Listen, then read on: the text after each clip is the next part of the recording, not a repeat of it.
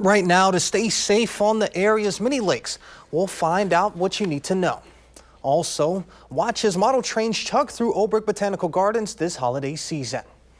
And we're following a police chase that took authorities across county lines, what we know so far.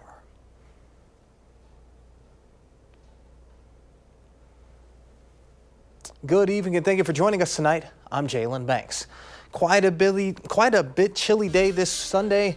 Let's get a look at your first one forecast to see what you should expect as we head into the holiday. Alex. Yeah, Jalen, it was a chilly day today, and that's part of the weather ingredients that make for alert day conditions as we go into Monday. You might be wondering as we progress through the weekend, hey, I thought we were just going to get a little light snow, a little light rain on Monday, but we have some changes in the forecast. Freezing drizzle is going to be added to that mix of precipitation on Monday. This is from 3 a.m., so a couple more hours. Freezing drizzle will start to break out over portions of southern Wisconsin and then spread over all of southern Wisconsin.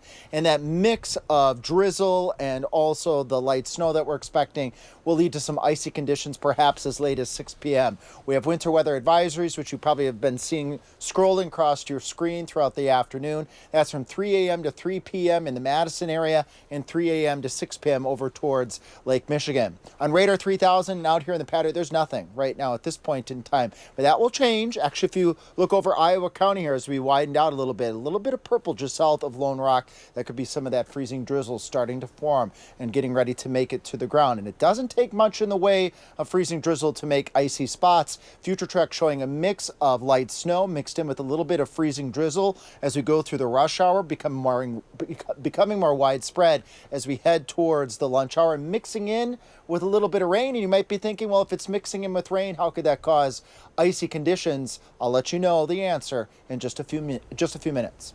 All right, Alex, we'll see you then. We're in the beginning of ice fishing season. Wisconsin's DNR is issuing a warning about the sport, saying no ice is safe ice. Our Tanisha Shaw is covering what you should know. The lake appears to be froze over, but you just don't know what that thickness is. Here you can see roughly a dozen people on Lake Monona Wednesday to ice fish. The pastime is popular this time of the year, but the Department of Natural Resources say no ice is safe ice. I would say, the biggest dangers of ice fishing is, currently our temperatures have fluctuated so much that we really haven't had a chance for it to make good ice. The snow helps the conditions on the ice, but it's important to be cautious whenever you're ice fishing. Now that we've got a little bit of snow cover on the ice, it makes it a little bit better. When you're walking on that glare ice with no snow, it can be extremely slippery. So wearing like cleats on your boots are a really good idea. Some people call them ice creepers. Whenever you plan to do anything on ice, it's important to always have your essentials. Remember to take precautions when you go out as well. Things like have a plan, let somebody know where you're going, take a cell phone. Make sure you have some safety equipment as well. It's always good to wear a personal flotation device or a float coat in case you were to fall through. Take some rope. If you go with a partner, which is always a good idea, make sure that you're not walking together. So if one of you go in, the other one can potentially throw a rope to pull you out as well. So just some good common sense safety precautions. Reporting in Madison, Tanisha Shaw, News 3 Now. Tanisha, thank you. Model trains chugged through a festive scene at the Old Brick Botanical Gardens earlier today. The trains are G-scale models, one of the largest scales of models and trains. The event has been going on for years, and this year's theme added some interactivity to the display. The theme always changes every year. So this year they have a scavenger hunt for people to go look and hunt for things, and everybody's enjoyed that one, of course. As a part of the changing themes, each year a new environment is made for visitors and trains to explore. A traffic pursuit Sunday morning leads authorities across county lines. According to the Dodge County Sheriff's Office, around 8:30 this morning, a deputy noticed the vehicle had neither a front or rear license plate. Authorities attempted to investigate the vehicle, but the suspected driver reportedly led authorities down Highway 151 for 16 miles at speeds exceeding 90 to 100 miles per hour. Authorities deployed a tire deflation device, which led to the car coming to a stop at the intersection of Highway 151 and County Highway V in Dane County. The 31-year-old driver faces charges of fleeing from an officer and a misdemeanor charge of operating after a revocation. He was also arrested for 3 outstanding warrants from previous jurisdictions. It's a crime that flies in the face of the holiday for family. And this family in Milwaukee, Wisconsin woke up to find their large inflatable Grinch stolen from their front yard. As Nick Bohr explains, the family says the theft has not dampened their Christmas spirit. The best season of the year. Will Sanchez lives for the holidays, decorating his home near 37th and Greenfield for each one, but Christmas is special. It's nothing like Candy Cane Lane, but it's nice when you're one of the very few on the block that do decorate and people stop by and look, you know. What'd you do this year? What was your theme? This year we went with the Grinch. We changed all the lights that we did have. We had multicolored lights, and we went with green. The centerpiece, this new inflatable they saved their pennies to buy. It's the Grinch on a sled stealing Christmas. He had a sled full of gifts and Christmas tree, and he had his dog Max in the front. And it's pretty tall. I think it's still like 12 feet tall. But Saturday, with the Grinch deflated for the night and the Sanchez's all snug in their beds, something even more deflating happened. She goes, "Our Grinch is gone." I'm like, "Get out of here." She goes, "No, it's gone." Will's wife stunned when she awoke, their 4-year-old grandson heartbroken. He noticed it right away. He goes, "Our Grinch is gone." It's gone, and he got pretty upset. And every day he tells me, he says, "Our Grinch is gone." While all the Who's in Whoville may not have seen this Grinchy crime, a couple of neighbors' security cameras did. A man walks into the yard gathering up the fabric and, after tugging the anchors out of the ground, calmly walks off with the whole thing. There's not much I can do about it, so I just got to shake it off and just keep going forward. I'm not going to let somebody steal my joy. Christmas is still going to come and we're still going to be happy. But he wouldn't mind if you'd keep an eye out for the Grinch who stole Christmas. Police in Milwaukee are still searching for the thief. Coming up next on News 3 Now at 10, Alex returns with a complete look of your first one forecast. Plus, tech experts from Consumer Reports share some of their favorite gift ideas this holiday season. People are hitting the road this holiday season. I'm Cristian Benavides in West Palm Beach, Florida, with how weather is impacting travelers across the country.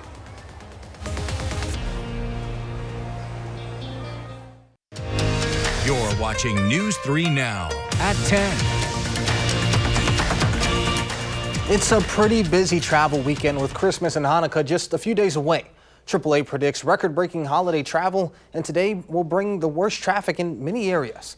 CBS News' Cristian Benavides reports from West Palm Beach, Florida.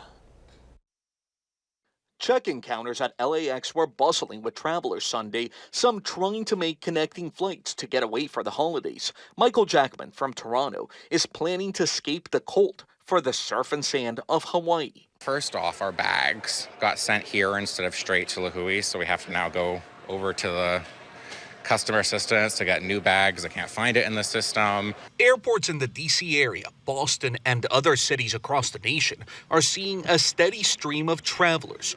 AAA projects more than 119 million people will travel 50 miles or more from home over the holiday period, starting this weekend through New Year's Day. That narrowly tops the record set in 2019. Here in West Palm Beach, Florida, the temperatures hit the low 70s, but travelers in other parts of the country are dealing with the extreme cold. Snow and frigid weather mean treacherous driving in parts of the Midwest and Northeast, and it's also been delaying flights. We left our house around like 9 exactly, and so it was supposed to be like a 30-minute trip, but it turned into an hour. AAA expects Sunday will be the busiest day on the roads as the East Coast is hit with an Arctic blast. Nevertheless, in New York City, some people braved the elements in Central Park over the weekend, where the temperature dipped into the teens. Cristian Benavides, CBS News, West Palm Beach, Florida.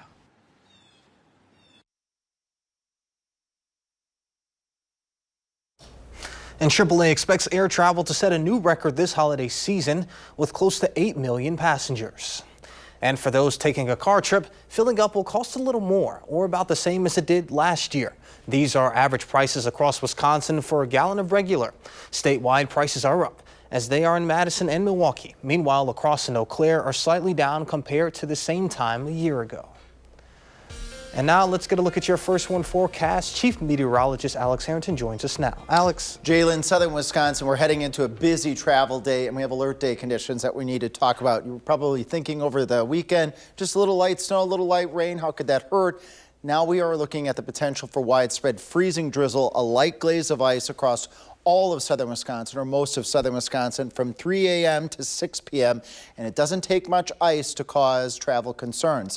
3 a.m. to 3 p.m. is the winter weather advisory for the Madison area. And then again, that extends till 6 p.m. for areas out towards Lake Michigan. Let's get into the details here. What has the first warn weather team's most attention is that light glaze possibility from, let's say, 3-4 o'clock Monday morning going all the way through the day. You add a little bit of light snow in there, and that doesn't make conditions better. We're also looking at a little bit of light rain and drizzle as well, and I'll explain why that makes the conditions icy too. Here on Radar 3000, actually, if you look off to the west on 151 out towards Iowa County, there might be a little bit of freezing drizzle starting to make it down to the ground. Widening things out here, not much across southern Wisconsin, but again, freezing drizzle can be tricky. Sometimes it doesn't even show up very well on radar, nor does it show up very well on future track, but we can see evidence of it to an extent. Monday, 6 a.m., the morning commute, a little bit of light snow mixed in. You see some of those patches of pink. That's the freezing drizzle, maybe a little light freezing rain across southern Wisconsin, becoming more widespread as we get towards the end of that commute. And then as we head towards noon, notice that mix of freezing drizzle, light snow mixed in with a little bit of light rain for all of southern Wisconsin. Better chances for the snow to the north, better chances for the mix of the freezing drizzle and the light rain from Madison and points to the south and east. And you might be wondering, well, if there's going to be rain, how could that promote icy conditions? Hold on here. Then things will end as snow as it moves off towards the north and towards the east. We look at future track ice amounts. It doesn't look very impressive, but we are looking at the potential for a trace of ice accumulation across all of southern Wisconsin, a little bit of light snow, and then you add on just a little bit of rain, about 1/10 of an inch or less. And then here's the key on how all of this comes into play, bringing the potential for icy conditions. Mid-30s to upper 30 temperatures. Well, what about the surface temperatures? What about the pavement temperatures? We've had a cold weekend. We were just talking about it on that previous package. Roads are still below freezing, so any precipitation that falls to the ground on untreated roads, that's that light glaze of ice that the First Warn Weather Team and also the Department of Transportation and the National Weather Service are keeping a close eye on, because any of those untreated roads, the back roads, the overpasses, the on-ramps, and even the sidewalks can get a bit on the slick side. And of course, it's going to be a busy travel day as well. Had a viewer reaching out asking, hey, how's that forecast for the Packers game? Well, the game itself, conditions are going to be looking pretty good with flurries ending up in Green Bay. But that drive on your way up to the Packers game, you'll be encountering also a winter weather advisory and that mix of freezing drizzle, a little bit of light drizzle, and also light snow on your way up there towards the game. So if you are doing any travel tomorrow across southern Wisconsin, you want to exercise caution, give yourself a little extra time, leave a little extra space between you and fellow travelers. And once we get beyond Monday, the Christmas holiday itself, Christmas Eve, Christmas Day, 30s, cloudy skies, maybe a sprinkle. And then we got rain in the forecast and temperatures near 50 degrees by the end of the week, Jalen. So what you're saying is we could be freezing today, and then come next weekend, there may be some people breaking out the shorts again. Pretty much, yep. We go from that one extreme to the next extreme, and that transition as we go towards those warmer temperatures, that's why we have this mixed precipitation tomorrow. And I'd be remiss if I didn't ask, what are our chances of having a white Christmas just a couple days from now? Great question. If you got snow, Madison areas off towards the north, towards the east, where we got 4, 5, 6, 7+ inches, there's probably still going to be some white stuff on the ground on Christmas. All right, sounds good. Just need the aesthetic. Just after that, it can melt. But just on Christmas Day, we need it. Look festive for parts of southern Wisconsin. All right, sounds good. Thank you, Alex. And to know whether or not we're going to have that white stuff on the ground come Christmas Day, stay up to date on our First Warn Weather and our first Warn Forecast Weather app. It has hourly forecasts and road conditions and the latest radar. You can download it for free in your phone's app store. Just search WISC Weather. And finding the perfect gift for that tech lover on your list can feel a little bit tricky with all the great options out there. So if you haven't finished your shopping just yet, you're in luck. The tech experts at Consumer Reports are sharing some advice for gifting gadgets and their favorite tech picks this holiday season. Whether you're shopping for a diehard techie or someone aspiring to be one, there's a tech gift out there for them. No matter what you choose, CR's experts say it's important to know your audience. Just make sure it's within their comfort level, that it's going to be easy enough for them to figure out how to use it. Another tip is to try to match the lifestyle of the person that you're shopping for. You also want to make sure if you're gifting someone a piece of tech that it pairs with whatever tech they already have. If someone on your list loves watching movies and shows, CR's head of TV testing, Matt Ferretti, says the Roku Ultra is at the top of the streaming media device ratings. For around $100, you get a lot of the high-end features on a streaming player that we typically only see on more expensive streaming media devices. I also really like that it has an easy-to-use interface, especially if I'm getting it as a gift for someone else, because I wind up being tech support for everyone I buy a gift for. For those working from home, CR tech editor Nicholas DeLeon is a big fan of his Steelcase Series 1 office chair. He likes its breathable fabric and wheels that stay put on his hardwood floors. My favorite feature is that I can lean pretty far back in the chair while also flailing my arms out. For the light sleepers in your life, CR tech editor Courtney Lindwall loves her Soundcore Sleep A20 earbuds, which play noise-masking sounds throughout the night. They're really kind of bendable, soft, and they tuck nicely in your ear, and they are comfortable for the whole night. One last tip before giving a tech gift this year. Unbox the product and set it up in advance to save you a headache later on. Because one less holiday headache is a gift everyone wants. This is Marcy Whalen. And remember, it doesn't hurt to check your retailer's return policy, just in case. And coming up in sports, Wisconsin men's basketball tries to close out the calendar year with a W. Next on News 3 Now.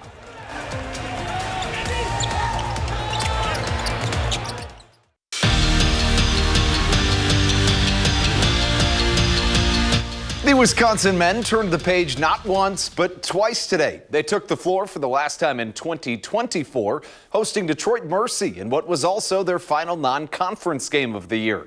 Trying to head into the main stretch strong, and Stephen Crowell, he did just that. The big man was aggressive and attacking the rim early and often. Gets aerial and extends a small early Badger lead. He finished with 15 points. And then later in the first, Bucky's starting to separate. Jack Janicki, nothing but net. For the walk-on freshman, the unsung role player always seems to be hitting those timely threes. As for Nolan Winter, though, lately it's been his time all the time. The sophomore is hitting his stride of late. Had 18 points, which was a team high for Wisconsin, to go along with 11 rebounds. The Badgers win it 76-53.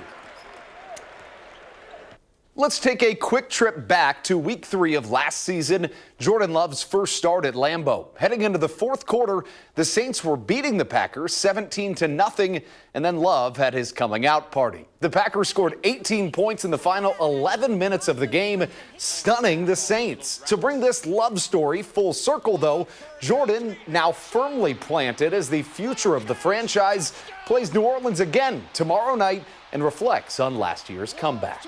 Being down 17 and being able to come back and just chip away at that lead and take it one play at a time, you know, I think it helped us going forward and gave everybody that mindset that no matter what the situation is, what the score might be, that we can come back from anything. So I think that definitely helped us a lot. Well, what do you say we hit the Badger Blitz? Heading to Indianapolis, where Jonathan Taylor had a day. He scored not 1, not 2, but 3 touchdowns for his Colts. The Badger great added 218 yards on the ground, the second most in his NFL career. He put his Colts on his back, leading them to a 38-30 win over the Titans and keeping their admittedly slim postseason hopes alive. But for Taylor, there's nothing better than beating an opponent that knows that it's coming. That's kind of the most exciting part. It's kind of when you start opposing your will, establishing that line of scrimmage. You know, those are the type of football games. As a running back, at least, those are the type of games that you love. And we know Jonathan Taylor didn't finish last week maybe the way he wanted to, dropping that ball before he gets in the end zone. I think he made up for it this week. Yeah, a bit of a blunder. I mean, he was having a great game last week, and that was like the only the black mark on it. But this week, you can tell he was absolutely feeling it, wanted to make up for it, and he did just that. 218, 3 TDs, looking very vintage UW Jonathan Taylor earlier today. Yeah, I was about to say Wisconsin fans certainly recognize that pretty well and recognize it. Speaking of, how about the Packers? Big one tomorrow night playing the Saints, a 14-point favorite, trying to avoid maybe a trap game, trying to keep their eyes on the prize and get that 11th win of the season. The Saints' most valuable offensive weapon, Alvin Kamara, is ruled out for tomorrow's game. Marquez Valdez-Scantling, former Packer wide receiver, he's questionable. So the Saints, who are already shorthanded without Olave, without Taysom Hill, without Derek Carr, may be missing, quite a few pieces on the offensive side, even with them having some injuries already. And we know it's going to be a really cold game. Mentioned yesterday that the quarterback Spencer Rattler reportedly practicing in a walk-in freezer. See how that ends up panning out for them. But Matt LaFleur also mentioned, don't take these Saints too lightly because they are a good football team and it is the NFL. So it'll be an exciting one tomorrow night. For sure. I mean, you've got Cam Jordan, you have DeMario Davis, Paul Adebo. They've got some pieces on the defensive side, but back to Spencer Rattler. This is a guy from Arizona, went to college in Oklahoma and South Carolina. So being this far north, I don't think he's probably played a game this far north. Wouldn't think in so. the elements at least. So going to be a challenge for him for sure. I would imagine he probably wasn't too happy when he saw the reports that he was training in the walk-in freezer. Yeah, absolutely. And on top of the fact that he will be missing Alvin Kamara, might be a tough day for the Rook. Fingers crossed, though. Yeah, for Packers fans, we're certainly hoping that the Saints don't have their day and figure it out. For sure. Run the ball and give it to Josh. Yeah, no kidding. Sounds good. Thank you, Andrew. A final check of your first one forecast is coming up when we return.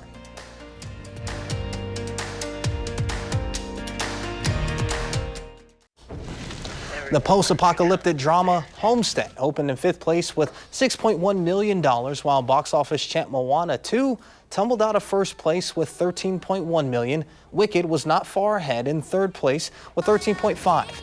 Disney's prequel sequel, Mufasa, The Lion King, bowed in 2nd in its debut weekend.